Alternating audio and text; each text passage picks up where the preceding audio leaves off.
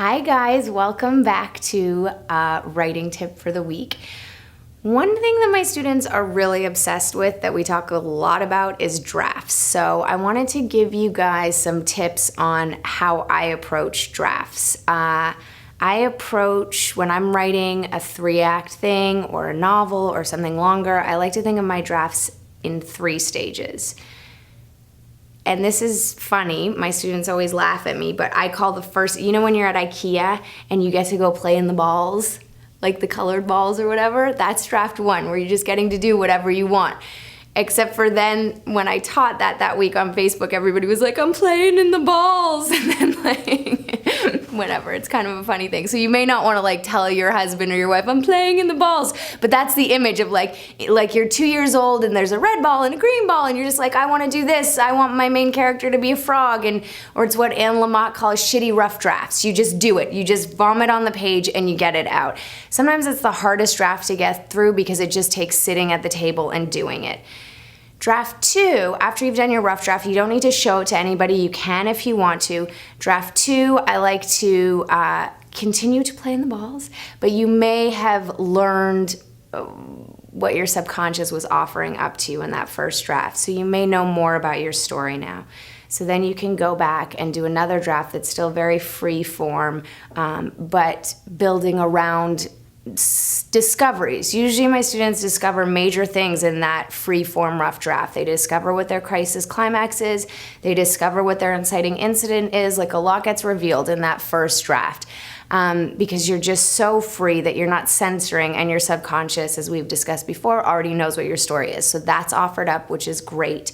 And then you go back in draft 2 and you organize around that, and you start to take out perhaps your main character being dressed as a frog. If that doesn't feel appropriate to the story you're telling, you just start to organize around the beautiful jewels that your subconscious has offered up.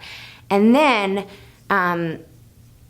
draft 3 is like a shining draft. Now you're getting ready to show people. So draft 3, you really start to hone in on what your story is about. And one thing that I've noticed, and I just want to say this because I've been involved in a lot of readings in the past month, is that between rough draft and first draft, you really want to be answering the question, what is my story about? What does it mean to me? What is the main conflict? What are the main act breaks? You want to be honing in on those questions. It's sort of like hunting when you're writing something. So by the time you get to draft 3, you're like ready to kill it. You're ready to kill this animal and make it into a draft you can show people. So by that final draft, you're really clarifying. It should be really clear to someone who reads it, this is a story about. It still doesn't need to be perfect. It will never be perfect, but at least it will be clear what the story is about. So draft 1, playing in the balls, free, subconscious, offer me wonderful jewels. Draft 2, organize around what the subconscious has given me.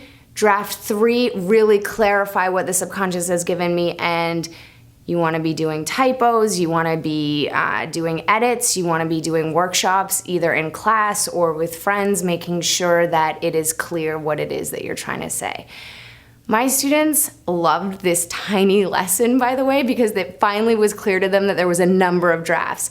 Now, it's not as simple. It is simple and it's not simple. Within each draft, you may do 17 passes. Sorry to tell you that. So to get from this draft to this draft, from rough draft to first draft, your subconscious has to have given you something to write around. To get from first draft to second draft, you have to be really clear on what your story is about, on what the main conflict is.